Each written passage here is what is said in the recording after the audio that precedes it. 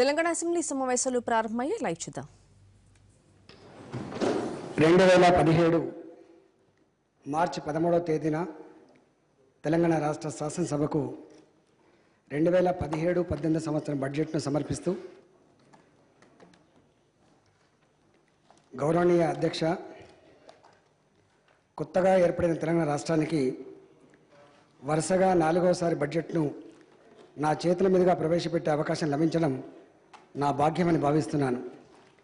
నాపై విశ్వాసంతో ఈ గొప్ప బాధ్యత అప్పగించినందుకు గౌరవనీయులైన ముఖ్యమంత్రి కల్వకుంట్ల చంద్రశేఖరరావు గారికి కృతజ్ఞుడిని. నాపై చూపించిన ఈ నమ్మకానికి తగినట్టుగా బాధ్యత నిర్వహించడం నా కర్తవ్యం. గత 3 బడ్జెట్ల మాదిరిగానే ఈ బడ్జెట్ కూడా పేదల సంక్షేమం పట్ల, రాష్ట్ర ఆర్థికాభివృద్ధి పట్ల గౌరవనీయ ముఖ్యమంత్రి గారికి ఉన్న శ్రద్ధాశక్తులను ప్రతిబింబిస్తుంది.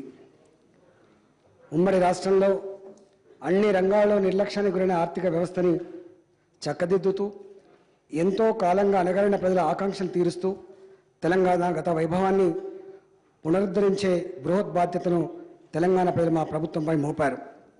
ఉమ్మడి రాష్ట్రంలో 58 చీకటి సంవత్సరాలు అనుభవించిన తెలంగాణ ప్రజలు సొంత రాష్ట్రంలోనే తమకు ఉజ్వల భవిష్యత్తు ఉంటుందని భావించారు. మా ప్రభుత్వంపై ప్రజలు కలిగి ఉన్న విశ్వాసానికి అనుగుణంగా నిలవాలనేదే మా నిరంతర ప్రయత్నం. కొత్త రాష్ట్రం ఏర్పడగానే వనరులపై అస్పష్టత, పరిపాలనా యంత్రాంగాన్ని గాడిలో పెట్టడం, 2 రాష్ట్రాల మధ్య సిబ్బంది పంపిణీ వంటి అనేక సమస్యలు ఎదురయ్యాయి. రాష్ట్ర ఆర్థిక స్థితిపైన, వనరులపైన, పేదల దీన స్థితిని తొలగించడానికి చేపట్టవలసిన శాశ్వత పరిష్కారాలపైన, పేదలు మానవీయమైన గౌరవప్రదమైన జీవనం సాగించడానికి గల అవకాశాలపైన మాకిప్పుడు పూర్తి అవగాహన ఏర్పడింది. ఆర్థిక వ్యవస్థ పుంజుకోవడానికి ముఖ్యమంత్రి గారి నేతృత్వంలో మా ప్రభుత్వం చేపట్టిన క్రియాశీల విధానం వల్ల రెవెన్యూ వృద్ధి అమితంగా ఉందని గౌరవ సభ్యులకు తెలపడానికి సంతోషంగా ఉన్నది. ఆర్థిక వృద్ధికి గల అన్ని అవకాశాలను ప్రభుత్వం సమర్థవంతంగా ఉపయోగించుకుంటున్నది. ప్రస్తుత ఆర్థిక సంవత్సరంలోని మొదటి 8 నెలల్లో పన్నుల ద్వారా సమకూరిన రాష్ట్ర ఆదాయం 19.61% వృద్ధి రేటుతో దేశంలోని చాలా రాష్ట్రాల కన్నా ఎక్కువగా ఉందని,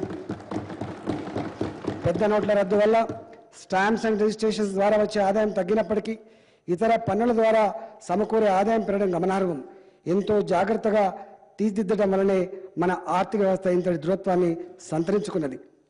ప్రజలే కేంద్రంగా, ప్రజా సమస్యలే ఇతివృత్తంగా పాలన సాగాలని ముఖ్యమంత్రి గారు మాకు నిరంతరం మార్గనిర్దేశం చేస్తున్నారు. దీనికి అనుగుణంగానే అభివృద్ధి ఫలాలు అట్టడుగు వర్గాలకు అందాలని ఆరటం మా ప్రణాళికలో అడుగడుగున ప్రస్ఫుటమవుతుంది. రాష్ట్ర అవతరణ నాటి నుంచి పేదల సంక్షేమ పరమావధిగా పారదర్శకమైన ప్రజానుగుణమైన పరిపాలన సాగించడానికి మా ప్రభుత్వం ప్రయత్నిస్తున్నది. మా ప్రభుత్వానికి ప్రజలే ప్రభువులు, వారి కోసం పనిచేయడమే మా కర్తవ్యం. 2017-18 బడ్జెట్ రూపకల్పనలో కొన్ని మార్పులు. బడ్జెట్ రూపకల్పనలో ఈసారి భిన్న పద్ధతి అవలంబించాం. సహజంగా బడ్జెట్ని ప్రణాళికేతర పద్ధతుల కింద చూపిస్తాం. దీనికి బదులుగా రెవెన్యూ, క్యాపిటల్ పద్ధతుల కింద బడ్జెట్ రూపకల్పన జరగాలని కేంద్ర ప్రభుత్వం ఆదేశించింది. ఈ ఆదేశాలను రాష్ట్రాలు తప్పకుండా పాటించాల్సి ఉంది. దీనికి అనుగుణంగానే మన బడ్జెట్ ప్రతిపాదన కూడా రూపొందించాం. అకౌంటింగ్లో కూడా కంట్రోలర్ అండ్ ఆడిటర్ జనరల్ సూచనలకు అనుగుణంగా కేంద్రం, రాష్ట్రాలు ఏకరూప విధానాన్ని అనుసరిస్తున్నాయి.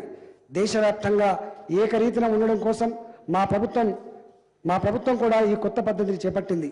బడ్జెట్ వర్గీకరణలో కొత్త విధానాన్ని చేపట్టడం వల్ల కేంద్ర ప్రభుత్వం పంచవర్ష వార్షిక ప్రణాళిక స్థానంలో 15 ఏళ్ల దార్శనికత, 7 ఏళ్ల వ్యూహం, 3 ఏళ్ల కార్యాచరణ ప్రణాళికలు ప్రవేశపెట్టడమైనది.